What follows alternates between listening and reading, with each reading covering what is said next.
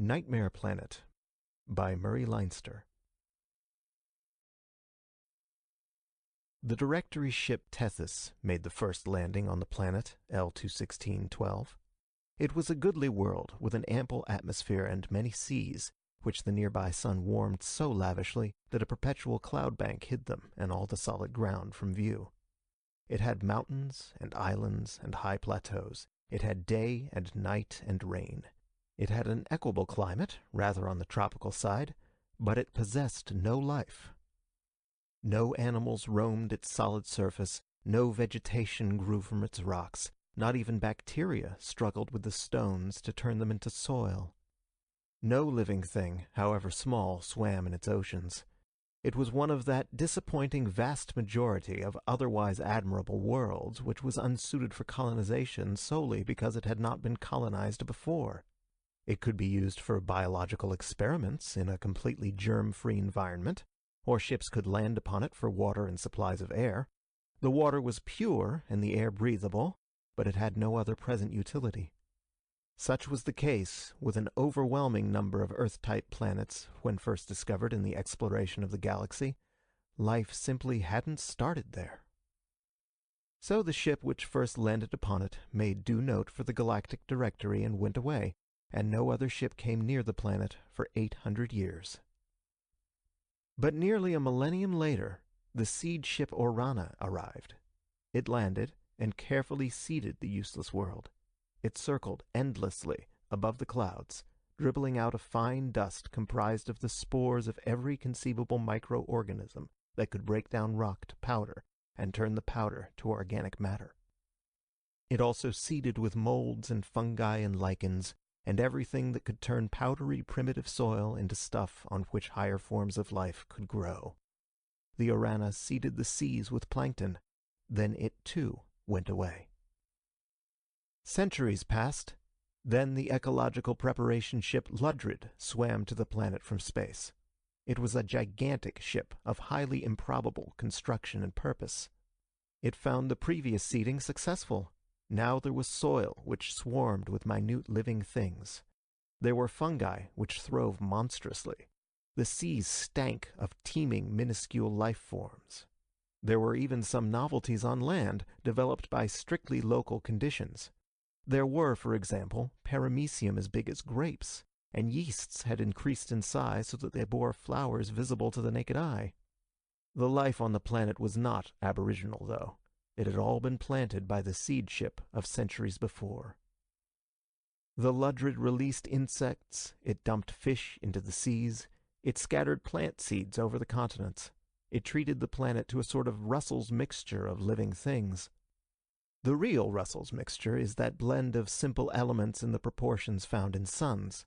This was a blend of living creatures, of whom some should certainly survive by consuming the now habituated flora, and others which should survive by preying on the first. The planet was stocked, in effect, with everything it could be hoped might live there. But at the time of the Ludred's visit, of course, no creature needing parental care had any chance of survival. Everything had to be able to care for itself the instant it burst its egg. So there were no birds or mammals. Trees and plants of diverse sorts, and fish and crustaceans and insects could be planted. Nothing else. The Ludred swam away through emptiness. There should have been another planting, centuries later still, but it was never made. When the Ecological Preparation Service was moved to Algol 4, a file was upset. The cards in it were picked up and replaced, but one was missed. So that planet was forgotten. It circled its sun in emptiness. Cloud banks covered it from pole to pole. There were hazy markings in certain places where high plateaus penetrated the clouds, but from space the planet was featureless.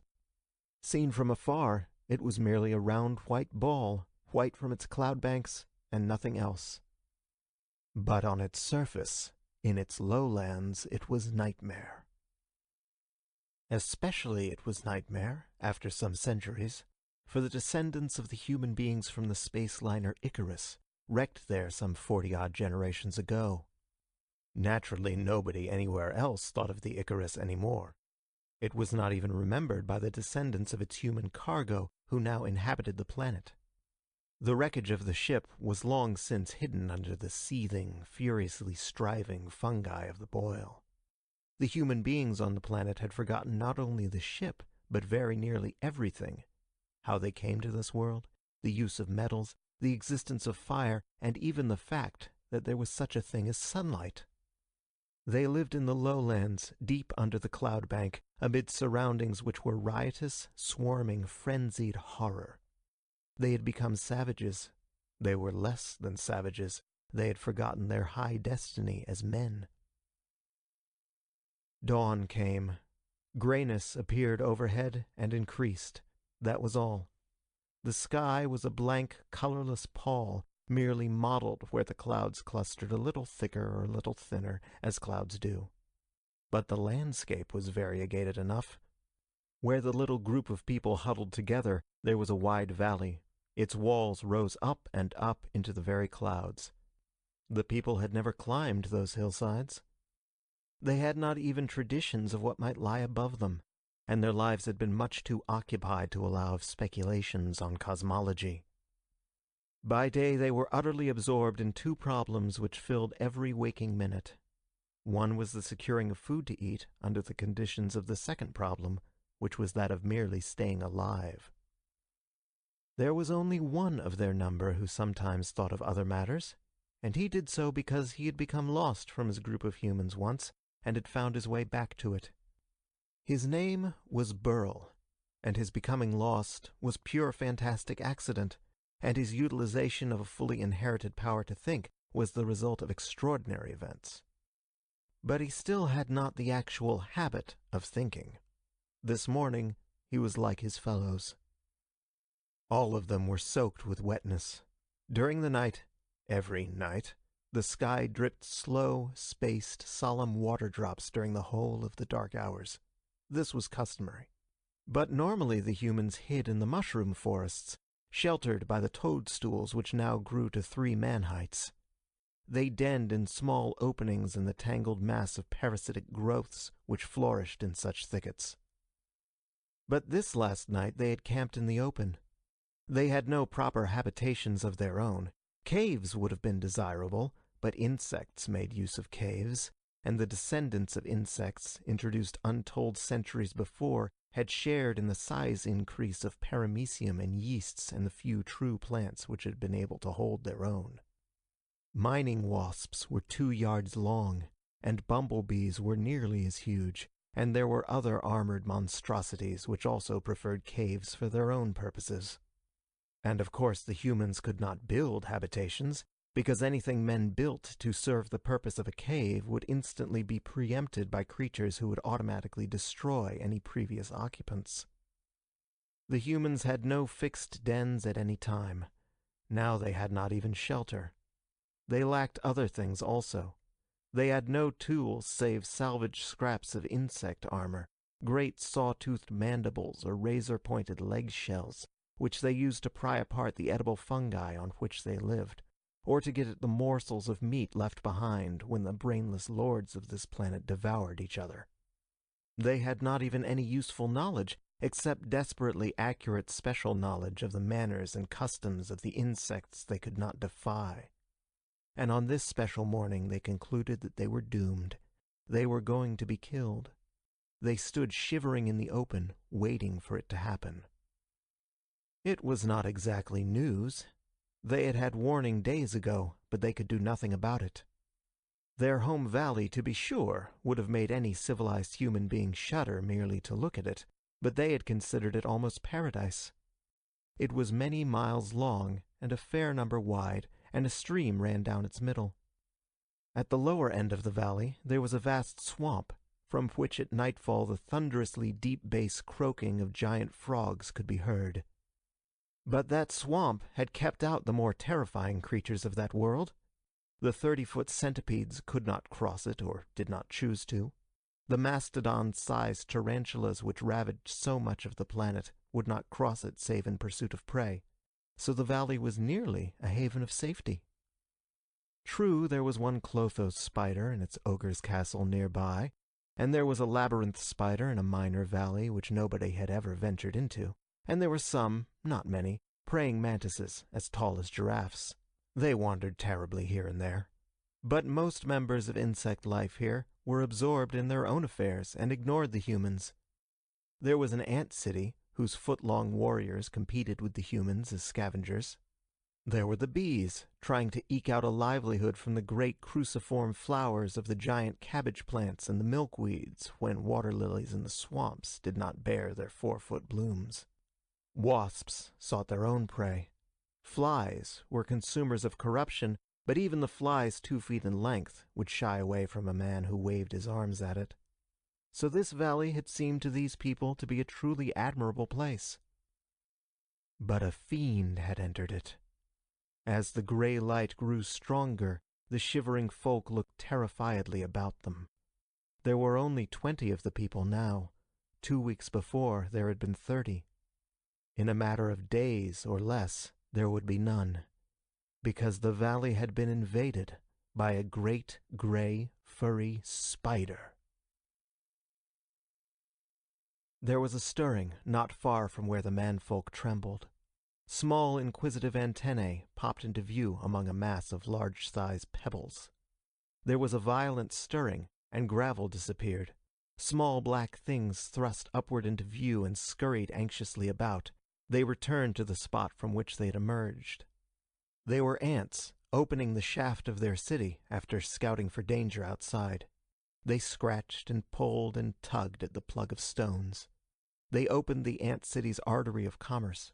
Strings of small black things came pouring out. They averaged a foot in length, and they marched off in groups upon their diverse errands. Presently, a group of huge-jawed soldier ants appeared, picking their way stolidly out of the opening. They waited stupidly for the workers they were to guard. The workers came, each carrying a faintly greenish blob of living matter. The caravan moved off. The humans knew exactly what it was. The green blobs were aphids, plant lice, ant cows, small creatures sheltered and guarded by the ants and daily carried to nearby vegetation to feed upon its sap and yield inestimable honeydew. Something reared up 200 yards away, where the thin mist that lay everywhere just barely began to fade all colorings before it dimmed all outlines. The object was slender. It had a curiously human-like head. It held out horrible saw-toothed arms in a gesture as of benediction, which was purest mockery. Something smaller was drawing near to it. The colossal praying mantis held its pose, immovable. Presently it struck downward with lightning speed. There was a cry. The mantis rose erect again, its great arms holding something that stirred and struggled helplessly, and repented its unconsonanted outcry. The mantis ate it daintily as it struggled and screamed. The humans did not watch this tragedy. The mantis would eat a man, of course. It had. The only creatures immune to its menace were ants, which for some reason it would not touch. But it was a mantis's custom after spotting its prey to wait immobile for the unlucky creature to come within its reach. It preferred to make its captures that way. Only if a thing fled did the mantis pursue with deadly ferocity. Even then it dined with monstrous deliberation as this one dined now. Still, mantises could be seen from a distance and hidden from. They were not the terror which had driven the humans even from their hiding places. It had been 2 weeks since the giant hunting spider had come through a mountain pass into this valley to prey upon the life within it. It was gigantic even of its kind. It was deadliness beyond compare. The first human to see it froze in terror. It was disaster itself. Its legs spanned yards. Its fangs were needle-sharp and feet in length, and poisoned. Its eyes glittered with insatiable, insane bloodlust. Its coming was 10 times more deadly to the unarmed folk than a Bengal tiger loose in the valley would have been. It killed a man the very first day it was in the valley, leaving his sucked dry carcass and going on to destroy a rhinoceros beetle and a cricket, whose deep bass cries were horrible, and proceeded down the valley, leaving only death behind it. It had killed other men and women since. It had caught 4 children. But even that was not the worst. It carried worse, more deadly, more inevitable disaster with it. Because bumping and bouncing behind its abdomen as it moved, fastened to its body with cables of coarse and discolored silk, the hunting spider dragged a burden which was its own ferocity many times multiplied. It dragged an egg bag. The bag was larger than its body, 4 feet in diameter. The female spider would carry this burden, cherishing it, until the eggs hatched. Then there would be 400 to 500 small monsters at large in the valley. And from the instant of their hatching, they would be just such demoniac creatures as their parents. They would be small, to be sure. Their legs would span no more than a foot. Their bodies would be the size of a man's fist. But they could leap 2 yards. Instantly they reached the open air, and their inch-long fangs would be no less envenomed, and their ferocity would be in madness, in insanity, and in stark maniacal horror, equal the great gray fiend which had begot them. The eggs had hatched. Today, now, this morning, they were abroad. The little group of humans no longer hid in the mushroom forests because the small hunting spiders sought frenziedly there for things to kill. Hundreds of small lunatic demons roamed the valley. They swarmed among the huge toadstools, killing and devouring all living things large and small. When they encountered each other, they fought in slavering, panting fury, and the survivors of such duels dined upon their brothers. Small truffle beetles died, clicking futilely. Infinitesimal grubs, newly hatched from butterfly eggs and barely 6 inches long, furnished them with tidbits, but they would kill anything and feast upon it. A woman had died yesterday, and 2 small gray devils battled murderously above her corpse.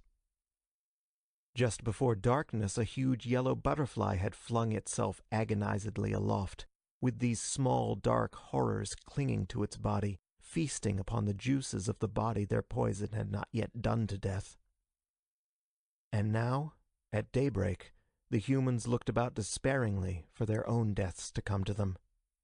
They had spent the night in the open, lest they be trapped in the very forests that had been their protection.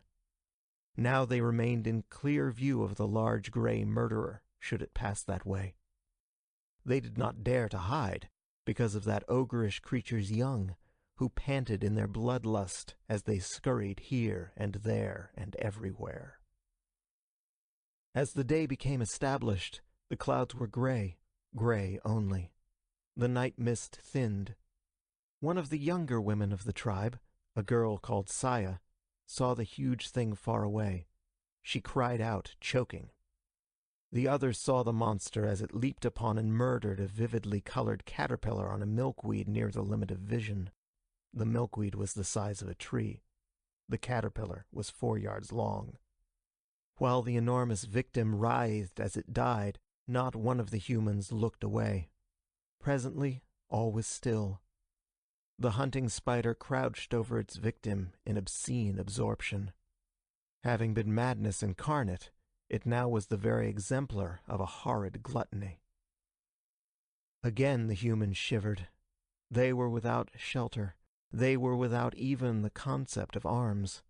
But it was morning, and they were alive, and therefore they were hungry. Their desperation was absolute, but desperation to some degree was part of their lives.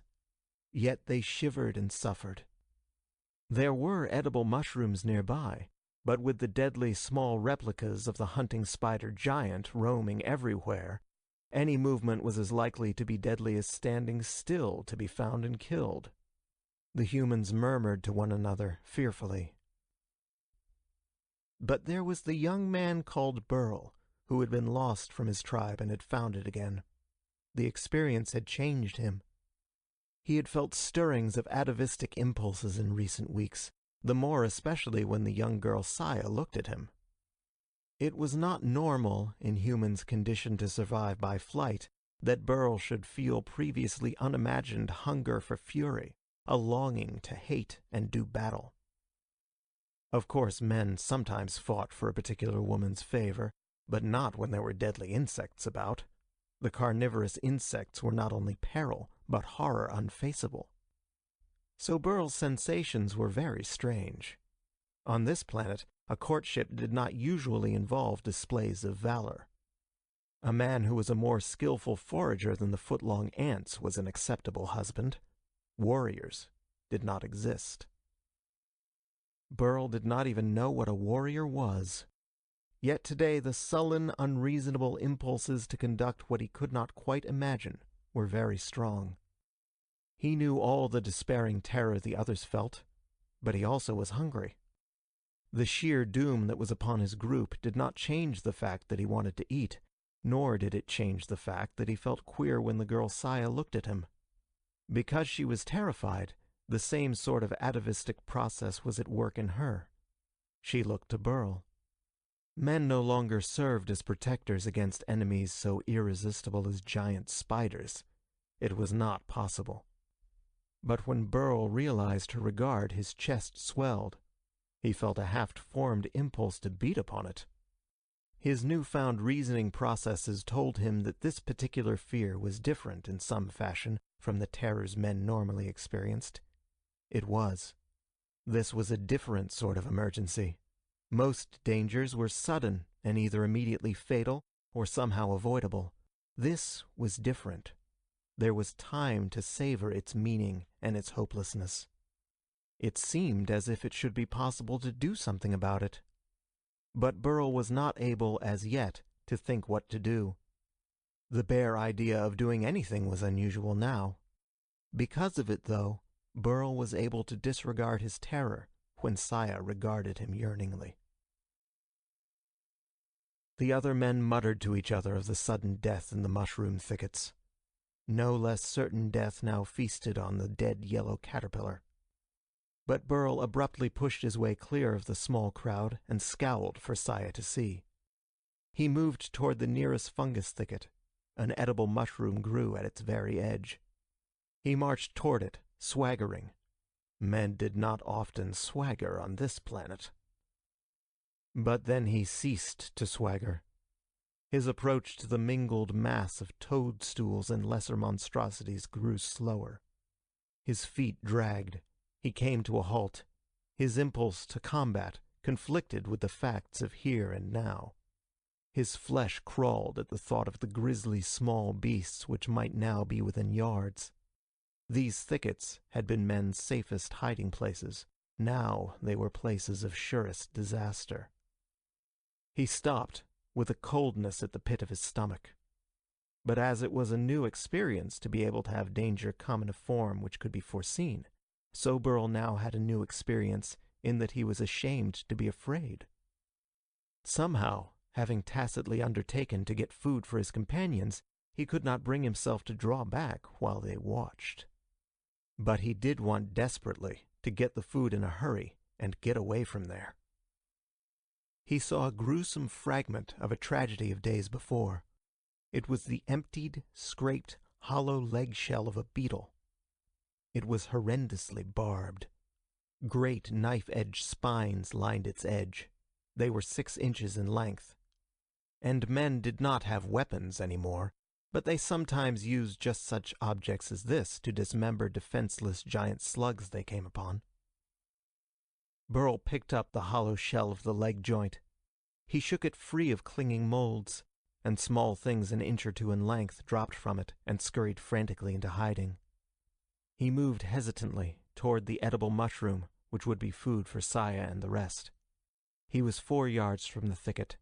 3, 2. He needed to move only 6 feet, and then slice at the flabby mushroom head, and he would be at least an admirable person in the eyes of Saya. Then he cried out thinly. Something small, with insane eyes, leaped upon him from the edge of a giant toadstool. It was, of course, one of the small beasts which had hatched from the hunting spider's egg bag. It had grown. Its legs now spanned 16 inches. Its body was as large as Burl's 2 fists together. It was big enough to enclose his head in a cage of loathsomeness formed by its legs, while its fangs tore at his scalp. Or it could cover his chest with its abominableness while its poison filled his veins and while it feasted upon him afterward. He flung up his hands in a paralytic, horror-stricken attempt to ward it off, but they were clenched. His right hand did not let go of the leg section with its razor-sharp barbs. The spider struck the beetle leg. He felt the impact. Then he heard gaspings and bubblings of fury. He heard an indescribable cry, which was madness itself. The chitinous object he had picked up now shook and quivered of itself. The spider was impaled. 2 of its legs were severed and twitched upon the ground before him. Its body was slashed nearly in half. It writhed and struggled and made beastly sounds. Thin, colored fluids dripped from it. A disgusting, murky smell filled the air. It strove to reach and kill him as it died. Its eyes looked like flames. Burl's arm shook convulsively. The small thing dropped to the ground. Its remaining legs moved frantically, but without purpose. It died, though its leg continued to twitch and stir and quiver. Burl remained frozen for seconds. It was an acquired instinct, a conditioned reflex which humans had to develop on this world. When danger was past, one stayed desperately still lest it return. But Burl's thoughts were now not of horror, but of vast astonishment.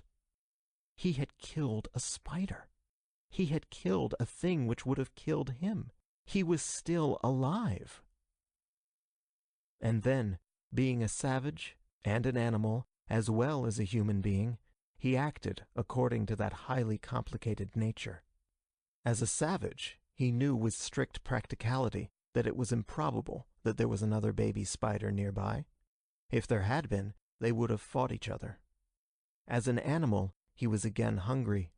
As a human being, he was vain. So he moved closer to the toadstool thicket and put his hand out and broke off a great mass of the one edible mushroom at the edge. A noisome broth poured out, and little maggots dropped to the ground and writhed there in it. But most of what he had broken off was sound. He turned to take it to Saya. Then he saw the dropped weapon and the spider. He picked up the weapon. The spider's legs still twitched, though futilely. He spiked the small body on the beetle leg's spines. He strode back to the remnant of his tribe with a peculiar gait that even he had not often practiced. It was rather more pronounced than a swagger. It was a strut. They trembled when they saw the dead creature he had killed. He gave Saya the food. She took it, looking at him with bright and intense eyes. He took a part of the mushroom for himself and ate it, scowling. Thoughts were struggling to form in his mind. He was not accustomed to thinking, but he had done more of it than any other of the pitiful group about him. He felt eyes watching him.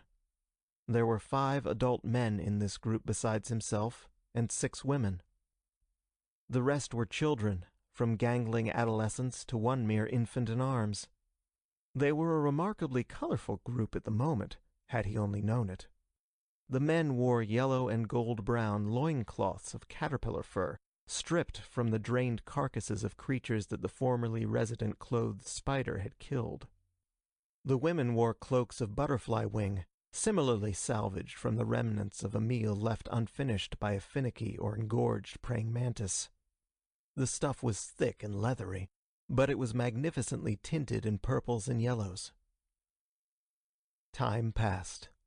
The mushroom Burl had brought was finished. Some eyes always explored the clear ground around this group, but other eyes fixed themselves upon Burl. It was not a consciously questioning gaze. It was surely not a hopeful one. But men and women and children looked at him. They marveled at him. He had dared to go and get food. He had been attacked by one of the creatures who doomed them all, but he was not dead. Instead, he had killed the spider. It was marvelous. It was unparalleled that a man should kill anything that attacked him. The doomed small group regarded Burl with wondering eyes. He brushed his hands together. He looked at Saya. He wished to be alone with her. He wished to know what she thought when she looked at him, why she looked at him, what she felt when she looked at him. He stood up and said dourly, "Come." She moved timidly and gave him her hand. He moved away. There was but one way that any human being on this planet would think to move, from this particular spot just now, away from the still feasting gigantic horror whose offspring he had killed. The folk shivered near the edge of the first upward slope of the valley wall. Burl moved in that direction, toward the slope. Saya went with him. Before they had gone 10 yards, a man spoke to his wife. They followed Burl with their 3 children. 5 yards more, and 2 of the remaining 3 adult men were hustling their families in his wake also. In seconds, the last was in motion. Burl moved on, unconscious of any who followed him, aware only of Saya. The procession, absurd as it was, continued in his wake simply because it had begun to do so. A skinny, half-grown boy regarded Burl's stained weapon. He saw something half buried in the soil and moved aside to tug at it. It was part of the armor of a former rhinoceros beetle. He went on, rather awkwardly holding a weapon which might have been called a dagger, 18 inches long, except that no dagger would have a handguard nearly its own length and diameter. They passed a struggling milkweed plant, no more than 20 feet high and already scabrous with scale and rusts upon its lower parts. Ants marched up and down its stalk in a steady single file, placing aphids from the ant city on suitable spots to feed and to multiply as only parthenogenic aphids can do. But already on the far side of the milkweed, an antlion climbed up to do murder among them. The antlion was the larval form of the lacewing fly, of course. Aphids were its predestined prey. Burl continued to march, holding Saya's hand. The reek of formic acid came to his nostrils, but that was only ants. The slope grew steeper. Massacre began behind him on the tree-sized milkweed. The antlion, which even when it was but half an inch long, on Earth, could bite through the skin of a man, the antlion reached the pasturing cows. It plunged into slaughter. It was demoniac. It was such ghastly ferocity that the eggs from which its kind hatched were equipped, each one, with a plastic column to hold it well away from the object on which the clutch of eggs were laid. But for this precaution by the maternal lacewing fly, the first of her brood to hatch would devour its unhatched brothers and sisters. This antlion charged into the placidly feeding aphids on the milkweed plant. It seized one and crushed it, holding it aloft so that the juices of its body would pour into the antlion's mouth. Almost instantly, it seemed, the mild-eyed aphid was a shrunken, empty sack. The antlion seized another. The remaining aphids fed placidly, while their enemy did vast slaughter among them. Clickings and a shrill stridulation sounded. Warrior ants climbed with stupid ferocity to offer battle. Burl moved on to a minor eminence. He reached its top and looked sharply about him with the caution that was the price of existence on this world. 200 feet away, a small scurrying horror raged and searched among the rough-edged layers of what on other worlds was called paper mold or rock tripe. Here it was as thick as quilting, and infinitesimal creatures denned under it. The 16-inch spider devoured them, making gluttonous sounds. But it was busy, and all spiders are relatively short-sighted. Burl turned to Saya, and realized that all the human folk had followed him. One of the adults was reaching fearfully for part of a discarded cricket shell in the ground. He tore free an emptied, sickle-shaped jaw. It was curved and sharp and deadly if properly wielded. The man had seen Burl kill something. He tried vaguely to imagine killing something himself. He was not too successful. Another man tugged at the ground. The skinny boy was practicing thrusts with his giant dagger. Two of the adults were armed, without any clear idea of what to do with their arms. But Burl knew, now. He regarded them angrily. He had not meant to desert them, or even to take Saya permanently from among them. Humans had little enough of satisfaction on this planet. The scared company of their kind was one of the most important. So Burl did not resent that they had followed him. He did resent that they were near when he wanted to talk to Saya in what he did not yet think of as lover-like seclusion. They halted, regarding him humbly. They had been hungry, and he had found food for them. They had been paralyzed by terror, and he had dared to move. So they moved with him. They might have followed anybody else, but only Burl had initiative, so far. They trustfully waited to follow and to imitate him for so long as panic numbed their ability to think for themselves. Burl opened his mouth to shout furiously at him. But it was not a good idea for humans to draw attention. Spiders did not hunt by scent, but sound sometimes drew them. Burl closed his mouth again in a taut, straight line. The men looked at him supplicatingly. They had never been lost, and so had never learned to think even a little. Burl had learned to think in a rudimentary fashion, and now he suddenly perceived that it was pleasing to have all the tribe regard him so worshipfully, even if not in quite the same fashion as Saya. He was suddenly aware that even as Saya had obeyed him when he told her to come with him, they would obey. He had, at the moment, no commands to give, but he immediately invented one for the pleasure of seeing it carried out. "I carry sharp things," he said sternly. "I killed a spider. Go find sharp things to carry." They were a meek and abject folk, and they were desperately in need of something to do to take their minds from the uselessness of doing anything at all. They moved to obey. Saya would have loosened her hand and obeyed too, but Burl held her beside him. One of the women, with a child 3 years old, laid the child down by Burl's feet while she went fearfully to seek some fragment of a dead creature that would meet Burl's specification of sharpness. Burl heard a stifled scream. A 10-year-old boy stood paralyzed, staring in an agony of horror at something which had stepped from behind a misshapen, fungoid object.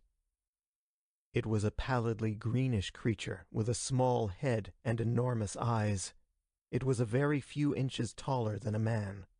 Its abdomen swelled gracefully into a pleasing leaf-like shape. The boy faced it, paralyzed by horror, and it stood stock still. Its great, hideously spiny arms were spread out in a pose of pious benediction. It was a partly grown praying mantis, not very long hatched. It stood rigid, waiting benignly for the boy to come closer.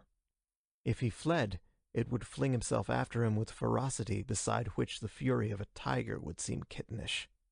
If he approached, its fanged arms would flash down, pierce his body, and hold him inextricably fast by the spikes that were worse than trap claws.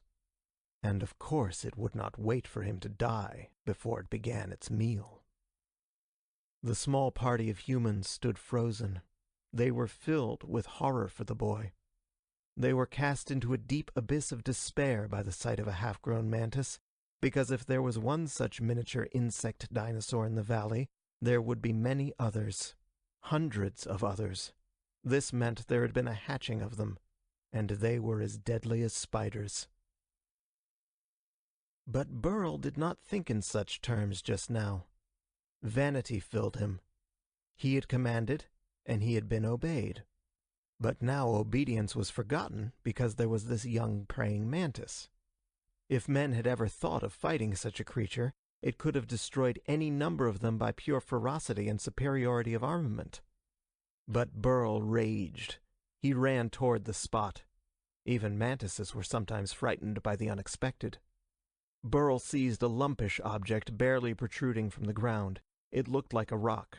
It was actually a flattened ball fungus, feeding on the soil through thin white threads beneath it.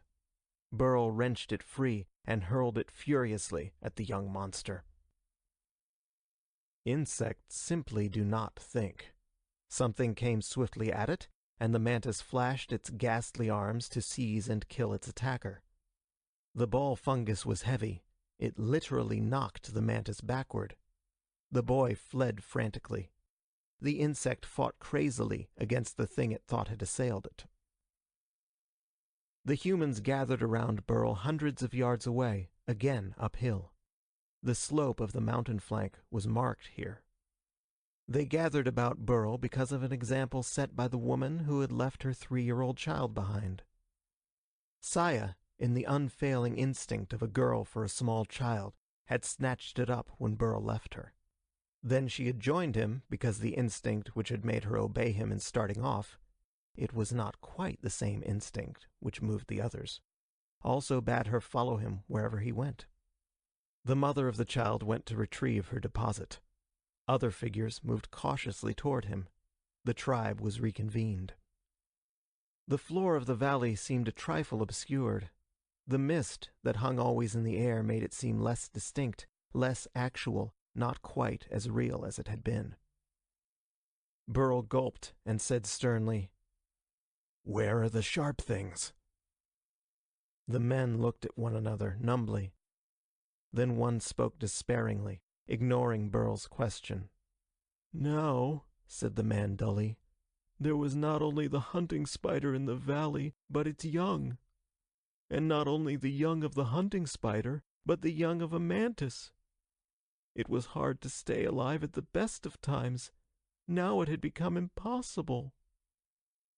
Burl glared at him. It was neither courage nor resolution. He had come to realize what a splendid sensation it was to be admired by one's fellows.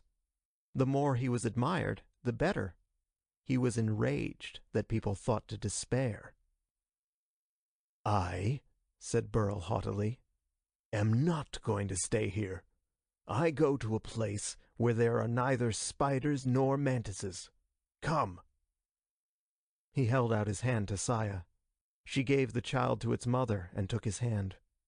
Burl stalked haughtily away, and she went with him. He went uphill. Naturally. He knew there were spiders and mantises in the valley, so many that to stay there was to die. So he went away from where they were. Burl had found out that adulation was enjoyable and authority delectable. He had found that it was pleasant to be a dictator, and then he had been disregarded. So he marched furiously away from his folk, in exactly the fashion of a spoiled child refusing to play any longer. He happened to march up the mountainside toward the cloud bank that he considered the sky. He had no conscious intent to climb the mountain. He did not intend to lead the others. He meant to sulk by punishing them through the removal of his own admirable person from their society. But they followed him. So he led his people upward. It has happened on other planets, in other manners. Most human achievements come about through the daring of those who strive. The sun was very near. It shone upon the top of the cloud bank, and the clouds glowed with a marvelous whiteness. It shone upon the mountain peaks where they penetrated the clouds, and the peaks were warmed, and there was no snow anywhere, despite the height. There were winds here where the sun shone. The sky was very blue. At the edge of the plateau where the cloud bank lay below, the mountainside seemed to descend into a sea of milk. Great undulations in the mist had the seeming of waves, which moved with great deliberation toward the shores. They seemed sometimes to break against the mountain wall where it was cliff-like, and sometimes they seemed to flow up gentler inclinations like water flowing up a beach. All this was in the slowest of slow motion, because the cloud waves were sometimes miles from crest to crest. The look of things was different on the plateau, too. This part of the unnamed world, no less than the lowlands, had been seeded with life on 2 separate occasions. Once with bacteria and molds and lichens to break up the rocks and make soil of them, and once with seeds and insects' eggs and such living things as might sustain themselves immediately upon hatching. But here on the heights, the conditions were drastically unlike the lowland tropic moisture. Different things had thriven, and in quite different fashion. Here, molds and yeasts and rusts were stunted by the sunlight. Grasses and weeds and trees survived instead.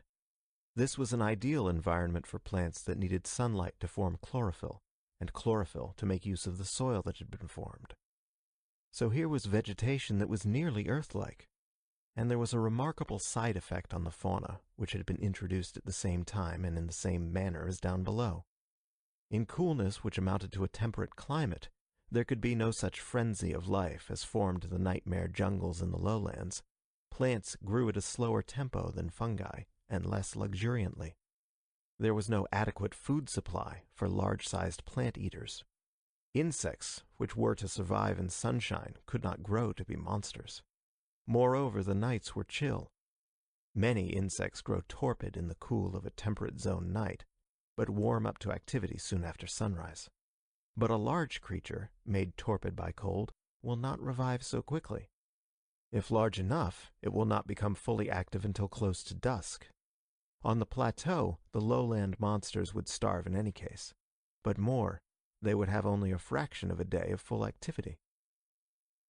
There was a necessary limit, then, to the size of the insects that lived above the clouds.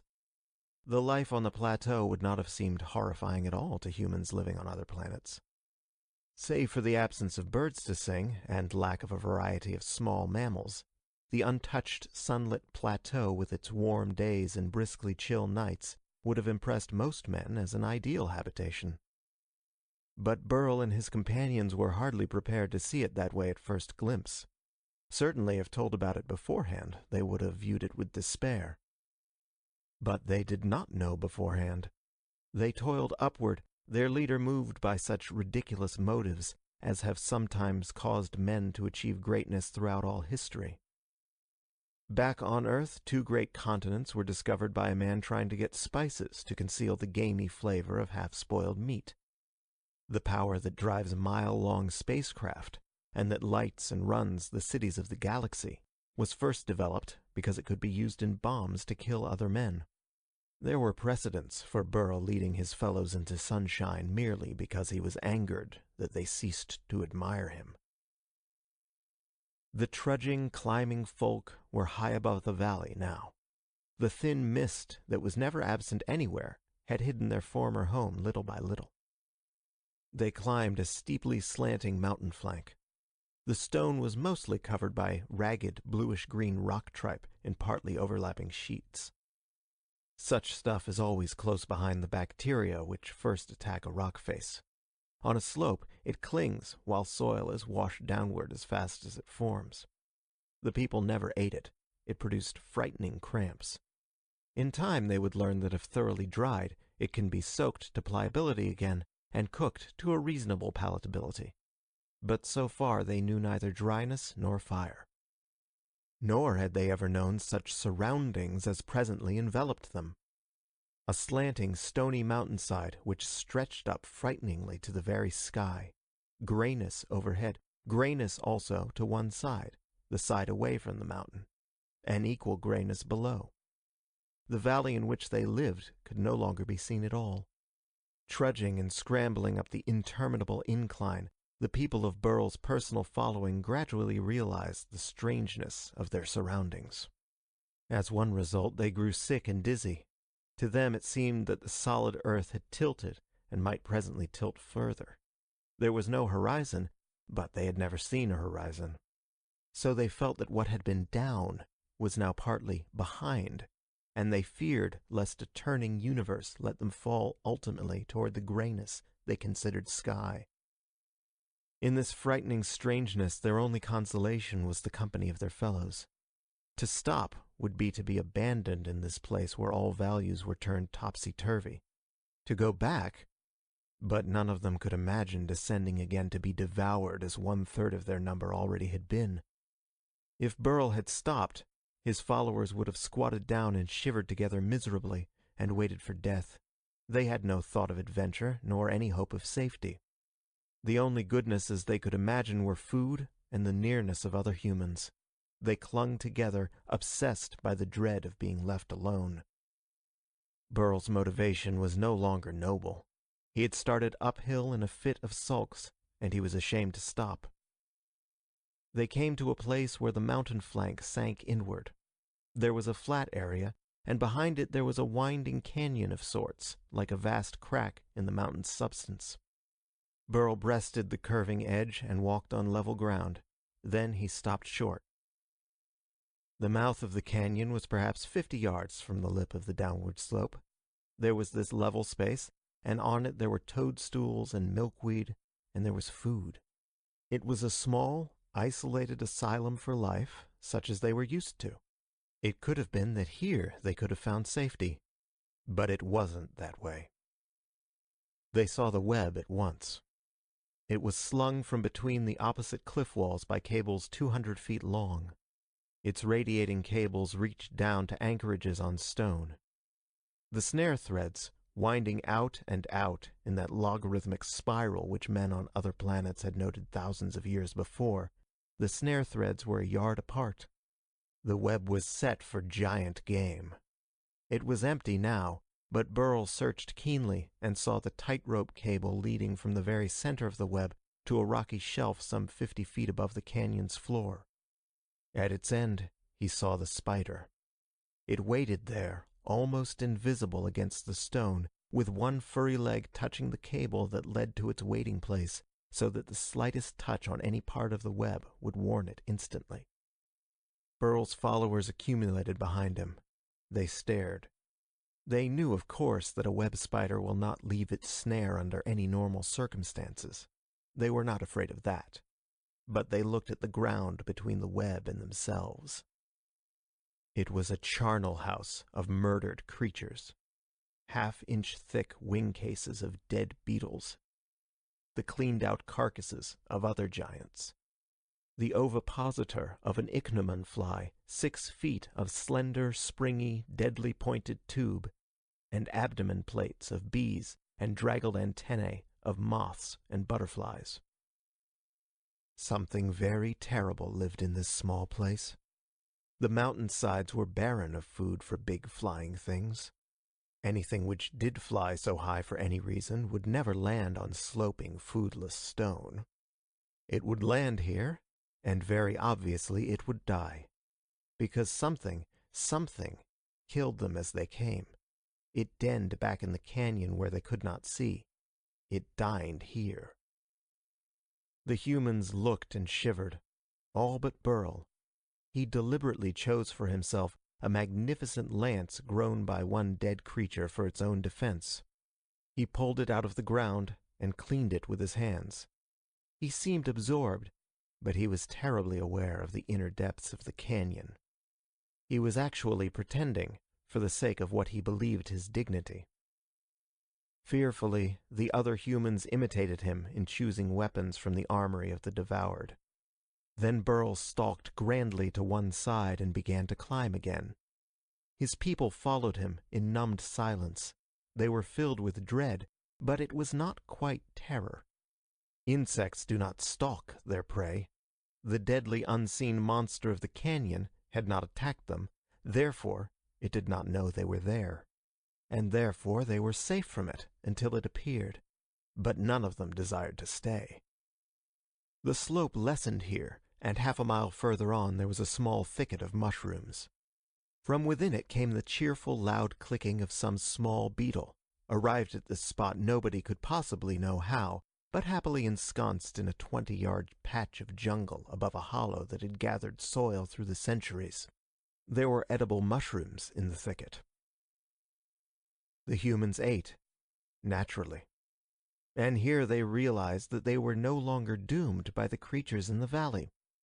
Since their climb began, they had seen no dangerous thing except the one gigantic motionless web spider. They had left the valley and its particular dangers behind. A man exclaimed in naive astonishment. He was eating raw mushroom at the moment, and his mouth was full. But abruptly it occurred to him that their doom was lifted. He mentioned the fact in a sort of startled wonder. "We will stay here," he added happily. "There is food." And Burl regarded him with knitted brows. Burl was well on the way to becoming spoiled. He had tasted power over his folk, and he found himself jealous of any decision by anybody else. "I go on," he said haughtily. "Now. You may stay behind if you wish. Alone." He broke off food for the journey. He held out his hand to Saya. He went on. And again he went upward, because to go back was to go to the canyon of the unknown killer. And his folk docilely followed him. They did not really reason about it. To follow him had become a pattern more or less precarious. In time, it could become a habit. Over a period of years, it could even become a tradition. The procession marched on and up. Burl noticed that the air seemed clearer here.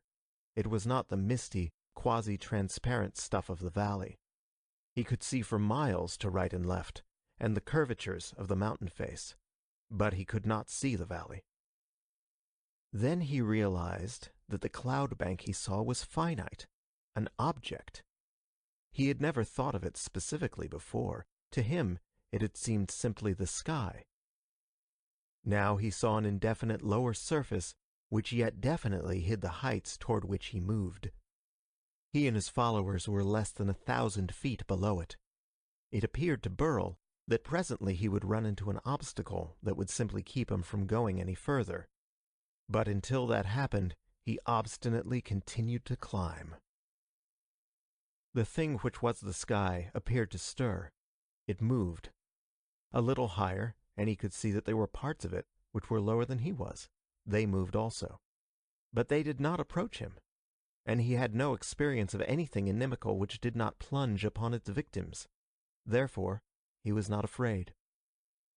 In fact, a little later he observed that the whiteness retreated before him, and he was pleased. Weak things such as humans fled aside when predators approached. Here was something which fled aside at his approach. His followers undoubtedly observed the same phenomenon. He had killed a spider. He was a remarkable person. This unknown white stuff was afraid of him. Burl, with bland conceit, marched confidently through the cloud bank, ever climbing. At its thickest, he could see only feet in each direction, but always when he advanced threateningly upon opacity, it cleared before him. Presently the gray light grew brighter. Burl and his folk were accustomed to a shadowless illumination such as fungi could endure, the equivalent of a heavily overcast day on an Earth-type planet. Now the mist about him took on a luminosity which was of a different kind. Suddenly, he noticed the silence.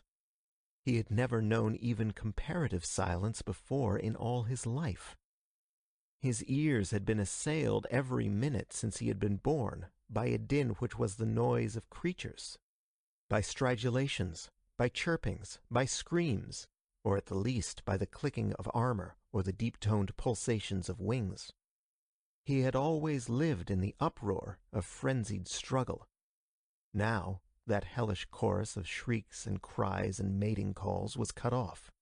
The lower surface of the cloud bank reflected it. Burl and his people moved upward through an unparalleled stillness. They fell silent, marveling. They heard each other's movements.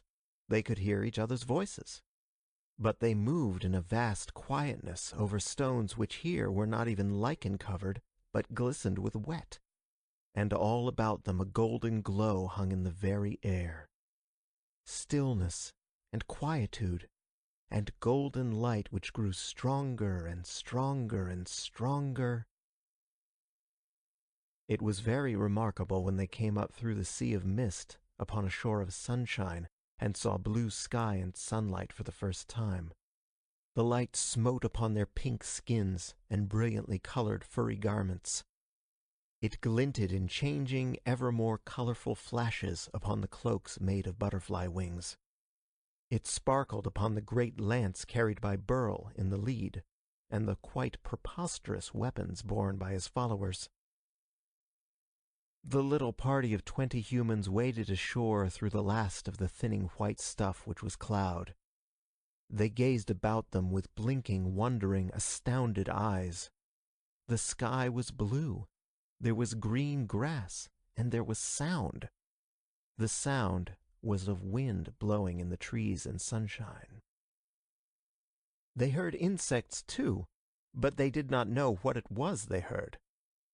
The shrill, small musical whirrings, the high-pitched small cries which made up a strange new elfin melody, were totally strange. All things were novel to their eyes, and an enormous exultation filled them. From deep-buried ancestral memories, they knew that this was somehow right, was somehow normal. And they breathed clean air for the first time in many generations.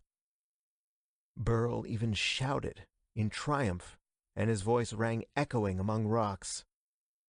The plateau rang with the shouting of a man in triumph. They had enough food for days. They had brought it from the isolated thicket not too far beneath the clouds. Had they found other food immediately, they would have settled down comfortably in the fashion normal to creatures whose idea of bliss is a secure hiding place and food on hand. Somehow they believed that this high place was secure, but it was not a hiding place. And though they did accept, with the simplicity of children and savages, that they had no enemies here, their first quest, nevertheless, was for a place in which they could conceal themselves. They found a cave. It was small to hold all of them, so that they would be crowded in it, but, as it turned out, that was fortunate. At some time it had been occupied by some other creature, but the dirt which floored it had settled flat and there were no recent tracks. It retained faint traces of an odor which was unfamiliar, but not unpleasant. It had no connotation of danger. Ants stank of formic acid plus the musky odor of their particular city and kind. One could tell not only the kind of ant, but what hill they came from a mere sniff at a well-traveled ant trail. Spiders had their own hair-raising odor.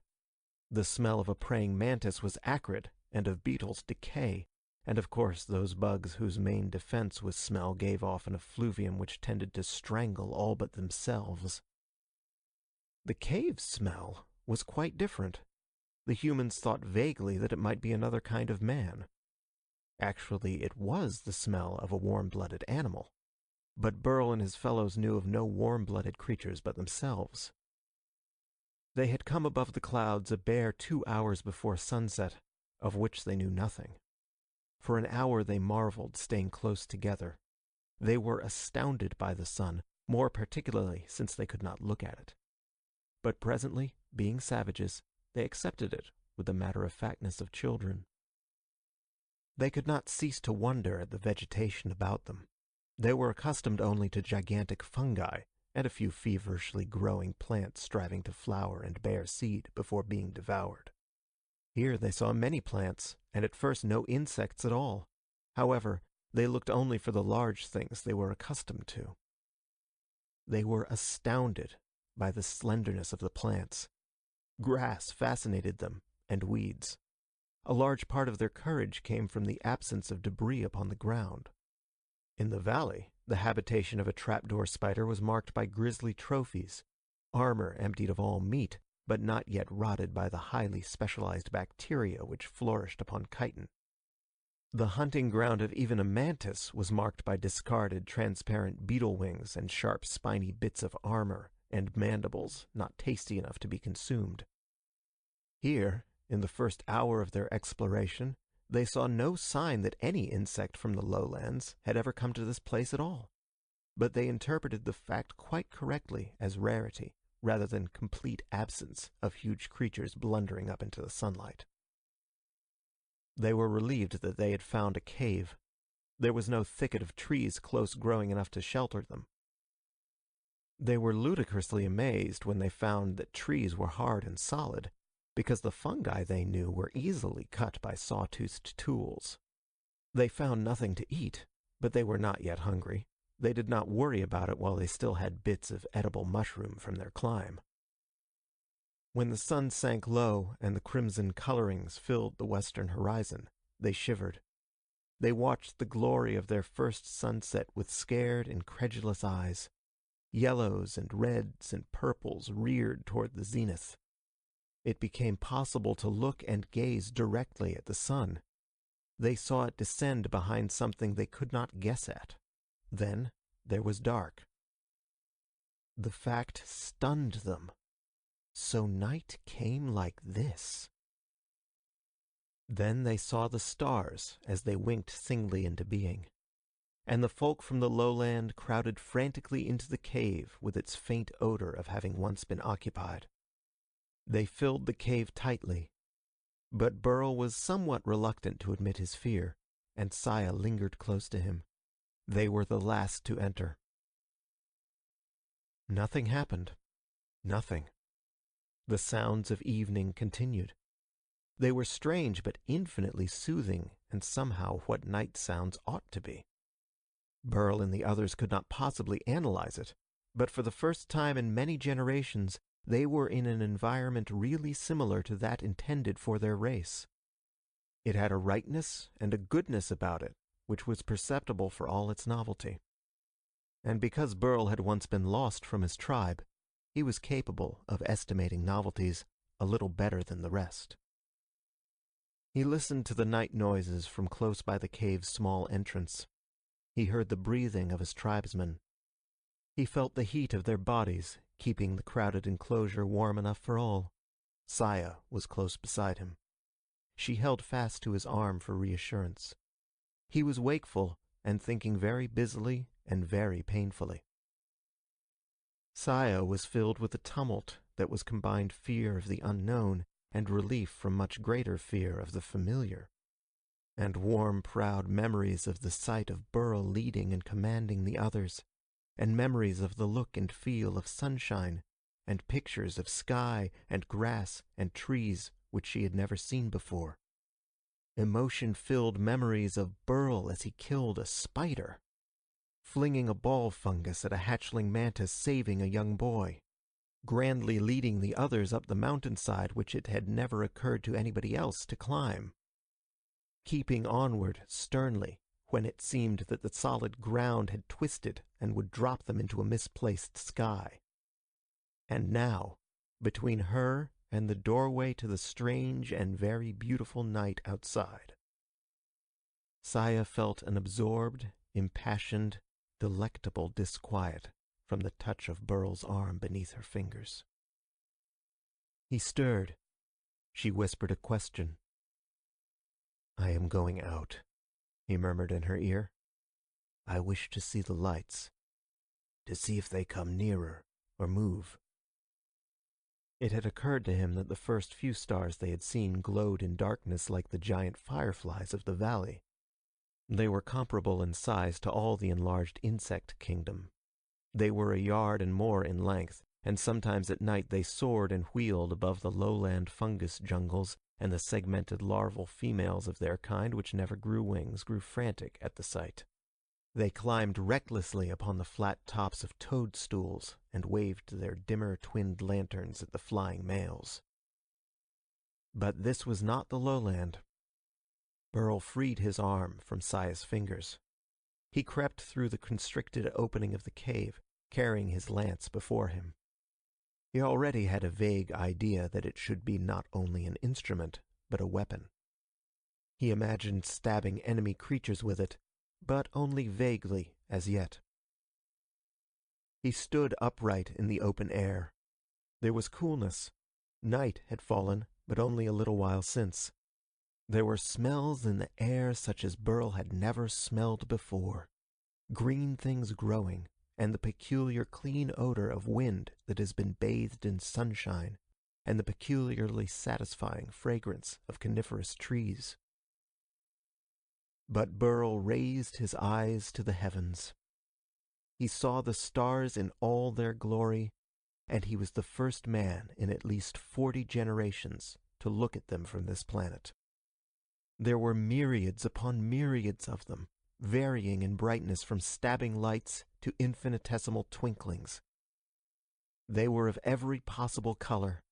They hung in the sky above him, immobile and unthreatening. They had not come nearer. They were very beautiful. Burl stared, and then he noticed that he was breathing deeply with a new zest. He was filling his lungs with clean, cool, fragrant air such as men were intended to breathe from the beginning, and of which Burl and many others had been deprived. It was almost intoxicating to feel so splendidly alive and unafraid. There was a rustling. Saya stood beside him, trembling a little. To leave the others had required great courage. But she had come to realize that if any danger befell Burl, she wished to share it. So she had come. They shared the starlight. They heard the night wind and the orchestra of night singers. They wandered aside from the cave mouth, and Saya found completely primitive and wholly atavistic pride in the courage of Burl, who was actually not afraid of the dark. Her own uneasiness became merely something to give more savor to her pride in him. She stayed close beside him, not only for reassurance, but also for joy in being close to him. Presently they heard a new sound in the night. It was very far away, and not in the least like any sound they had ever heard before. It changed in pitch. Insect cries do not. It was a baying, yelping sound. It rose in pitch and held the higher note and abruptly dropped in pitch before it ceased. Minutes later it came again. Saya shivered, but Burl said thoughtfully, "That is a good sound." He didn't know why. Saya shivered once more. She said reluctantly, "I am cold." It had been a rare sensation in the lowlands. It came only after one of the infrequent thunderstorms when wetted human bodies were exposed to the gusty winds that otherwise rarely blew there. But here the nights grew cold after sundown. The heat in the ground radiated to outer space at night, not being trapped by a layer of clouds. Before dawn the temperature would be close to freezing, though anything worse than a light, fleeting hoarfrost would be rare on this plateau. The two of them went back to the cave. It was warm there. The cave was so packed with humans that their body heat kept the air from growing chill.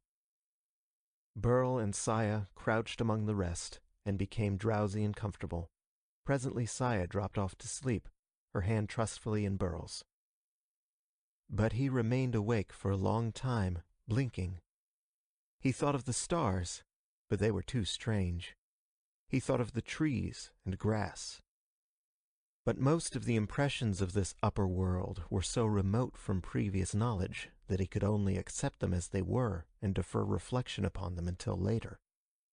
But he did feel an enormous complacency, what with having brought his followers to an effective paradise of safety, and having arrived at a completely satisfactory emotional status with Saya. But the last thing he actually thought about, before his eyes blinked shut in sleep, was that yelping noise he had heard in the night. It was totally novel in kind, yet there was something buried among his racial heritages that told him it was good. Burl was first awake of all the tribesmen, and he looked out into a cold and pallid grayness. He saw trees. One side of the cluster was brightly lighted, the other side was dark. He heard tiny singing noises of the creatures of this place. Presently he crawled out of the cave to scout for danger. The air was biting in its chill. It was an excellent reason why giant insects could not survive here, but it was particularly invigorating as he breathed it in. Then he summoned courage to move to where he could peer at the source of this strange light. He saw the top of the sun as it peered above the eastern cloud bank. The sky grew lighter. He blinked at the sun and saw it rise more fully into view. He thought to look upward, and the stars that had bewildered him were nearly gone. He ran to call Saya. The rest of the tribe waked as he roused her. One by one they followed, to watch their first sunrise.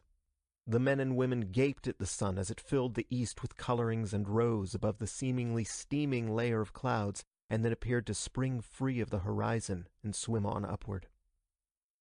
The children blinked and shivered and crept to their mothers for warmth.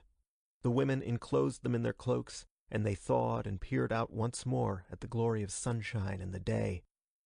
Soon, though, they realized that warmth came from the glaring body in the sky. The children presently discovered a game. It was the first game they had ever played, and it consisted simply of running into a shaded place until they shivered, and then of running out into the sunshine again where they were warm. Until this dawning, they had never been free enough from fear to play at all. But this discovery of the nightly chill and of the utility of cloaks for warmth up here, as well as it had been against the nightly rain of the lowlands, was a specific suggestion of the value of clothing, which was to have another significance a short time later. In this first dawn of their experience, the tribesmen ate of the edible mushroom they had brought up the mountain flank. But there was not an indefinite amount of food left. Burl shared the meal Saya brought him. She touched him fondly, but he regarded his happy fellows with something like a scowl. They were quite contented, and they had for the moment no need of his guidance. They did not look to him for orders, and Burl wanted attention. He spoke abruptly. "We do not want to go back to the place we came from," he said sternly. "We must look for food here, so we can stay for always. Today, we look for food." It was a seizure of the initiative. It was the linking of what the folk most craved with obedience to Burl. It was the instinct of a leader. The eating men murmured agreement. There was a certain definite idea of goodness, not moral virtue, but of the desirable, becoming associated with what Burl did and what Burl commanded.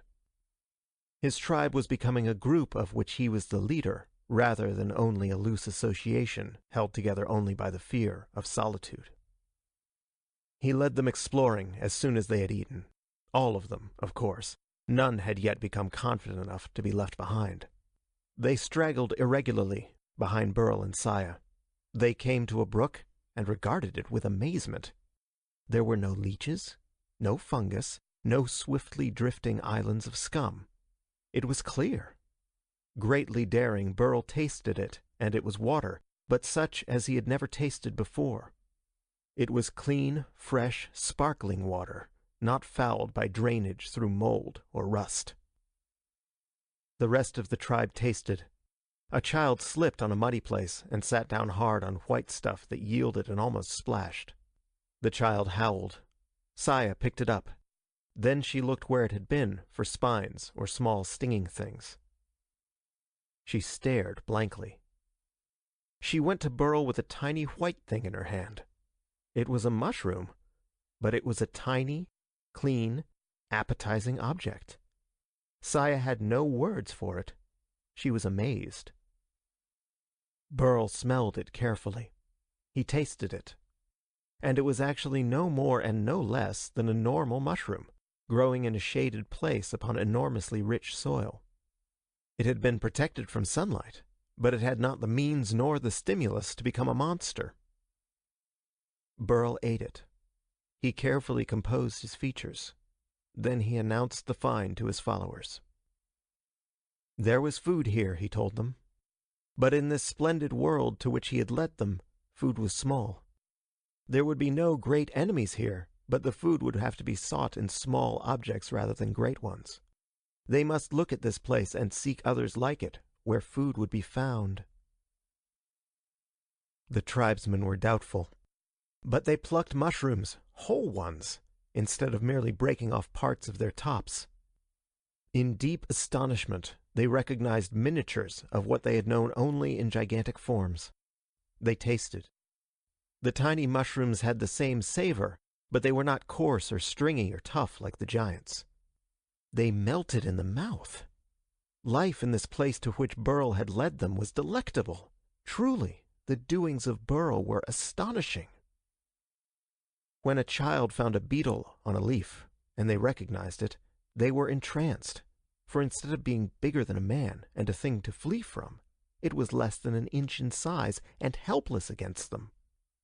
From that moment on, they would follow Burl anywhere and obey him in any matter, in the happy conviction that he could do nothing that was not desirable in all respects. The belief, of course, was not quite accurate. Tender, tiny mushrooms as a staple, instead of the tough and chewy provender they were used to, in time would cause them to have toothaches. But they could not anticipate it. and it was actually very far away in time. They struggled after Burl through vast patches of bushes with thorns on them. They were not used to thorns, and they deeply distrusted the bushes and even the glistening fruit on them, which eventually they would know were blackberries. Near midday, they heard noises in the distance. The sounds were made up of cries of varying pitch, some of which were sharp and abrupt, and others longer and less loud. The people did not understand them in the least. They could have been the cries of human beings, but they were assuredly not cries of pain. Also, they were not language. They seemed to convey an impression of enormous, zestful excitement. They had no overtone of horror. And Burl and his folk had known of no excitement among insects except the frenzy of ferocity. They were unable to imagine even the nature of the tumult. To Burl, the cries seemed to have somewhat the timbre of the yelping sounds he had heard the night before, and he had felt instinctively drawn to that sound. He liked it. He led the way boldly in the direction of the noise, and presently he came out of breast-high weeds with Saya close behind him and the others trailing. He emerged upon a space of bare stone, a little upraised. He looked down into a small and grassy amphitheater. The tumult came from its center. A pack of dogs were joyously attacking something that Burl could not see clearly. They were dogs. They barked zestfully, and they yelped and snarled and yapped in a dozen different voices, and they darted at the unseen something and darted away, and they were having a thoroughly enjoyable time, though it might not be so good for the thing they attacked. One of them saw the humans and stopped stock still and barked. The others whirled and saw the humans as they came out into view. The tumult ceased entirely. There was silence. The men for the first time saw creatures with only 4 legs. They had never before seen any moving thing with fewer than 6, except men. Spiders had 8. The dogs did not have mandibles. They did not act like insects. And the dogs saw men whom they had never seen before. Much more important, they smelled men. And the difference between man's smell and that of insects was vast. Through many generations, the dogs had not smelled anything with warm blood save their own kind. The difference in smell between insect and man was so great that the dogs did not react with suspicion, but with curiosity. This was an unparalleled smell. It was even a good smell. The dogs regarded the men with their heads on one side, sniffing them in the deepest possible amazement. Amazement so intense that they could not feel hostility. One of them whined a little because he did not understand. Peculiarly enough, it was a matter of topography. The plateau which reached above the clouds rose with a steep slope from the valley in which Burl and the others had lived. To westward, however, the highland was subject to an indentation which almost severed it. No more than 20 miles from where Burl's group had climbed to Sunshine, there was a much more gradual slope downward. There, mushroom forests grew almost to the cloud layer. From there, giant insects strayed up and onto the plateau itself. They could not live on the plateau, of course. There was no food for their insatiable hunger. Especially at night, there was no warmth to keep them active. But they did stray from their normal environment, and some of them reached the sunshine, and perhaps some of them blundered back down to their mushroom forests again. But those that did not find their way back were chilled to torpor during their first night on the highland. They were only partly active on the second day, if indeed they were active at all. And few or none recovered from the second night of cold. Certainly none kept their full ferocity and deadliness. And this was how the dogs survived. Unquestionably, the dogs were descended from dogs on the wrecked ship, name now unknown, which had landed on this planet some 40-odd human generations since. The humans had no memories of that ship, and the dogs had surely no traditions. But perhaps because those early dogs had less of intellect, they had possessed more useful instincts. Perhaps dogs were bred by the first desperate generations of humans to warn them against dangers. But no human civilization could survive the environment of the lowlands. The humans inevitably reverted to the primitive. The environment was not one in which dogs could survive, so somehow they took to the heights. Perhaps dogs survived their masters. Perhaps some were abandoned or driven away. But dogs had reached the heights, and they did survive because of the simple fact that giant insects blundered up after them, and could not survive the proper environment for dogs and men. There was even a reason why they had not multiplied excessively. The food supply was limited. When there were too many dogs, their attacks on stumbling insects were more desperate and made earlier before ferocity of the insects was lessened. And more dogs died. So there was a specific adjustment of the dog population to the food supply. There was also a selection of those intelligent enough not to attack foolishly, but not of those whose cowardice left them out of conflict altogether. These dogs who regarded men with their heads cocked on one side were excellent dogs, intelligent dogs. They did not attack anything imprudently, and they knew it was not necessary to be more than wary of insects in general. Even spiders, unless they were very newly arrived from the lowlands. So the attitude of men and dogs was that of astonished curiosity, rather than that of instant fear or rage. Burl knew that the shaggy, bright-eyed creatures were unlike insects. Actually, they behaved strikingly like men. They were estimating these strange beings, men. Insects never estimated. Those that were not carnivorous had no interest in anything but food, and those that were carnivorous lumbered insanely into battle the instant any prey came to their notice. The dogs did neither. They sniffed. They considered. They were amazed. Burl said harshly to his group, "Stay here." He walked slowly down into the amphitheater. Saya, disregarding his order, followed him instantly. The dogs moved warily aside, but they raised their noses and sniffed, long, luxurious sniffs. The smell of humankind was a good smell. Dogs had gone hundreds of generations without having it in their nostrils. But before that, there were thousands of generations of dogs to whom that smell was a fulfillment. Burl reached the object the dogs had been attacking. It lay on the grass, throbbing painfully. It had come up from the world below. It was the larva of an azure-blue moth which spread 10-foot wings at nightfall. The time for its metamorphosis was near, and it had gone blindly in search of a place where it could spin its cocoon safely and change to its winged form. It had come to another world, the world above the clouds. It could find no proper place.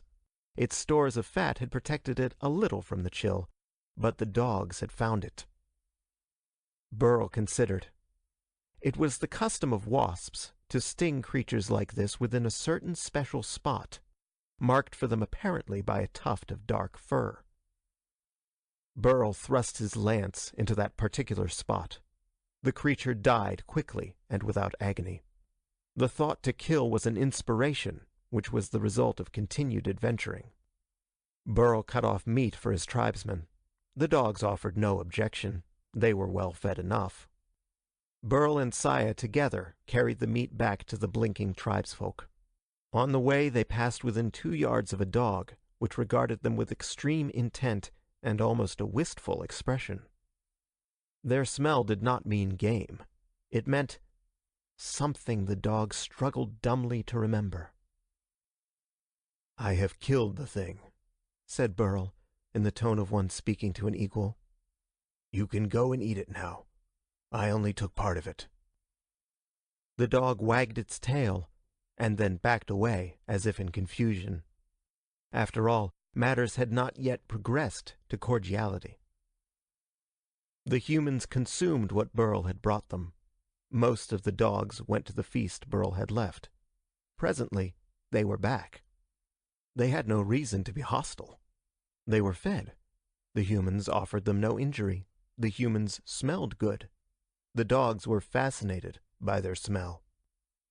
Presently they were close about the humans. They were not insects. They were interested. The humans were extremely interested in anything which was interested in them. It was a wholly novel experience. It was the feeling Burl had felt in becoming the tribal leader. Now every human felt a little of it, in the intent regard of the dogs. And everything else was so strange that it was possible to accept anything without question. Even the possible friendliness of unparalleled creatures which assuredly were not of a kind with past enemies. A similar state of mind existed among the dogs. Saya had more meat than she desired. She looked about among the humans. All were well supplied. She tossed it to a dog. He jerked away alertly, and then sniffed at the meat where it had dropped. A dog can always eat. He ate it.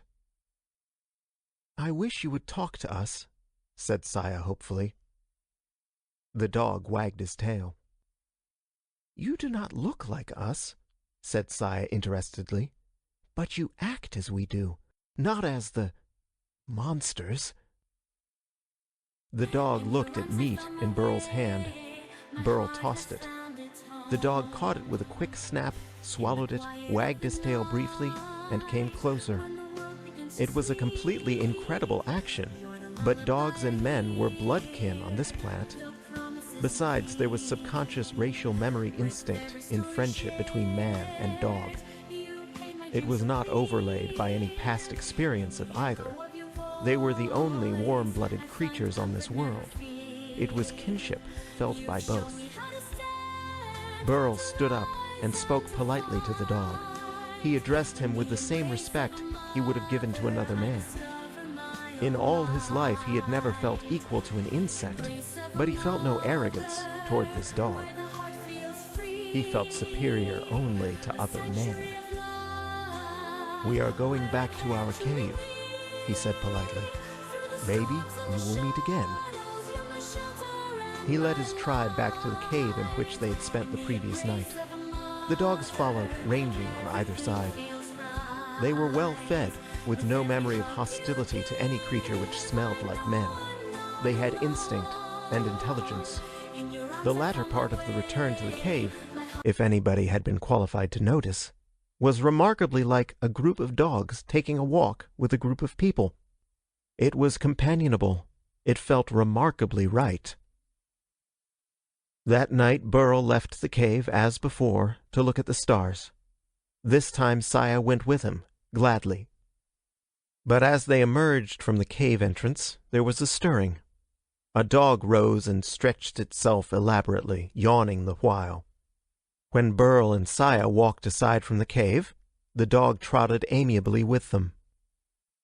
They talked to it, embarrassed. And the dog seemed pleased. It wagged its tail. When morning came, the dogs were still waiting hopefully for the humans to come out.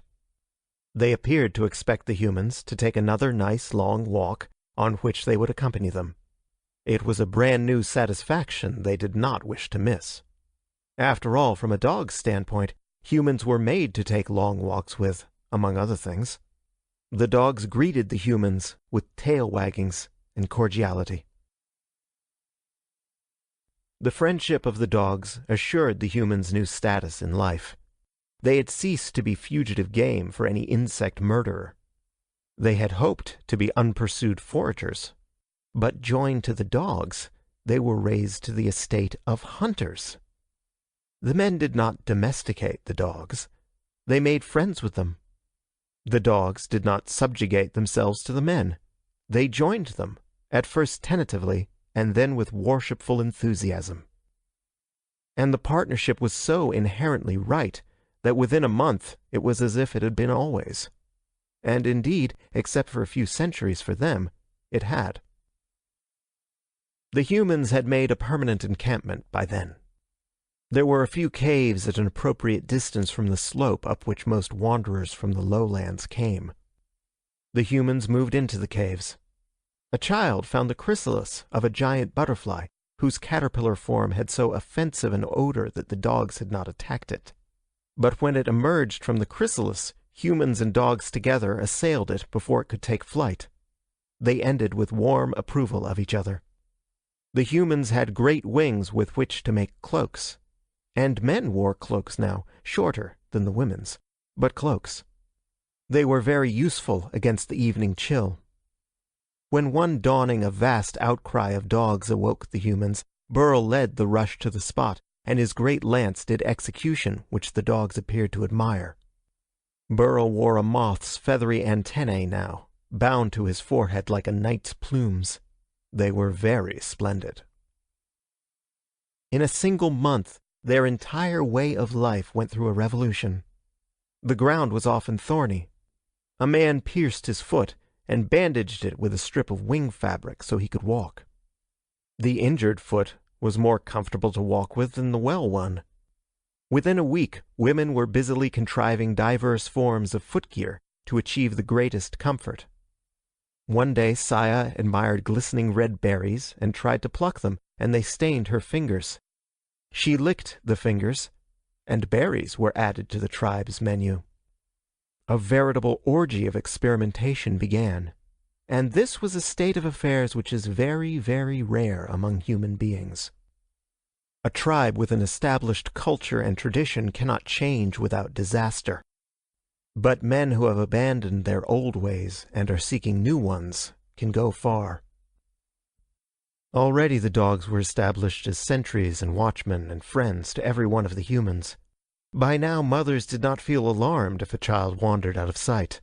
There would be dogs along. No danger could approach a child without vociferous warning from the dogs.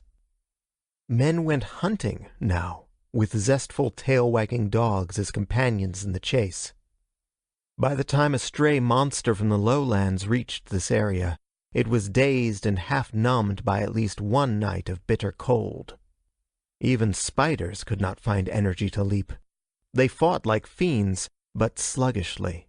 Men could kill them while dogs kept their attention. Burl killed one the third week on the plateau. He was nerved to the deed by a peculiar feeling that he must be worthy of the courage of the dogs with him at the time. And presently, while their way of life was still fluid, the permanent pattern of civilization on the nightmare planet was settled. Burl and Saya went out early one morning with the dogs to hunt for meat for the village. Hunting was easiest in the morning while creatures strayed up the night before were still numbed. Often hunting was merely butchery of an enfeebled monster to whom any sort of movement was enormous effort. This morning the humans moved briskly. The dogs roamed exuberantly through the brush before them. They were 5 miles from the village when the dogs bayed game some distance ahead. And Burl and Saya ran to the spot hand in hand, which was something of a change from their former actions at the thought of a giant creature of the insect kind, and found the dogs dancing and barking around one of the most ferocious and most ghastly of the carnivorous beetles. It was not too large, to be sure. Its body might have been 4 feet long, but its horrid mandibles added 3 feet more. Those scythe-like objects gaped wide, opening sidewise as a beetle's jaws do, and snapped hideously, swinging about as the dogs dashed at them. The legs were spurred and spiked and armed with dagger-like spines. Burl plunged into the fight.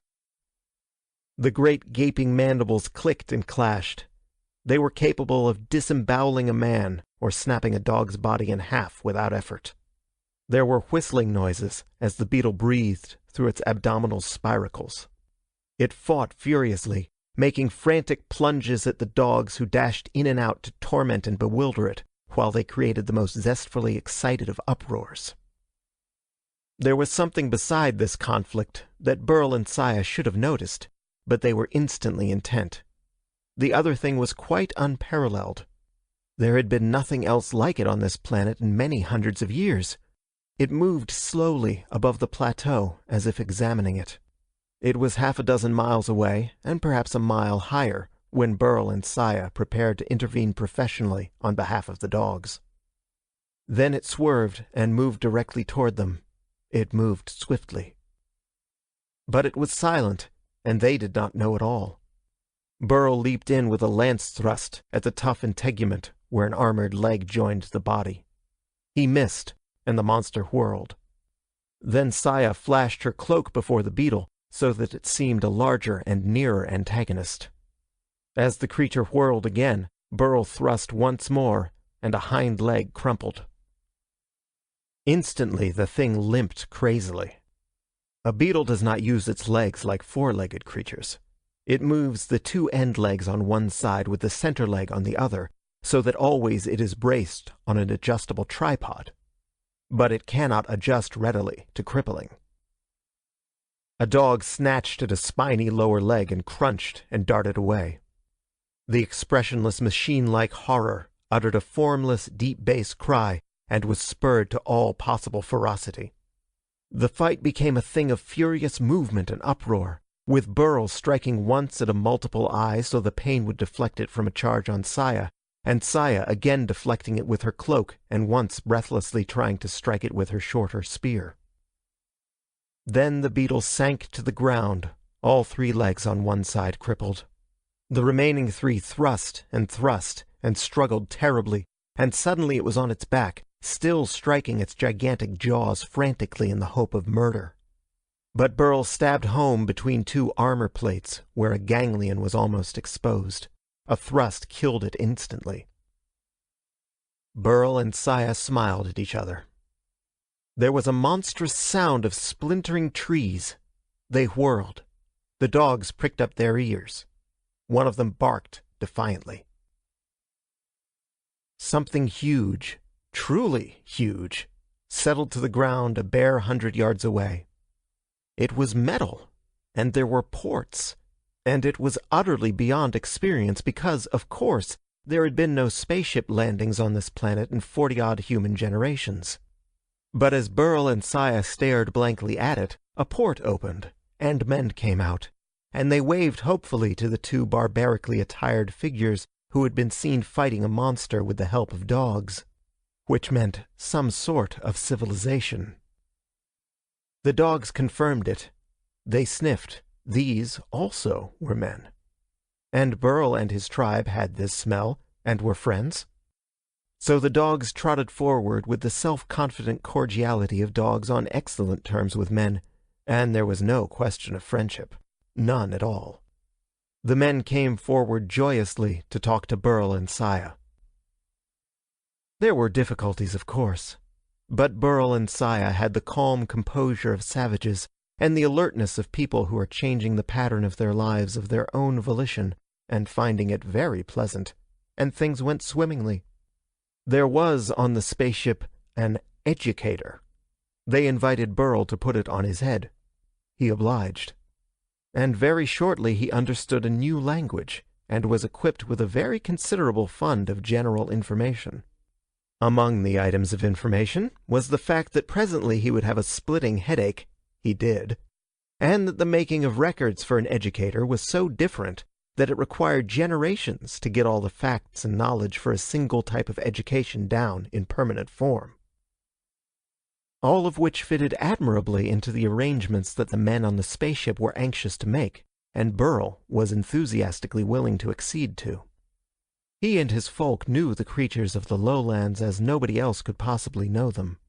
No electronic educator could possibly make a record making available that knowledge in less than 2 generations, maybe 3. Therefore,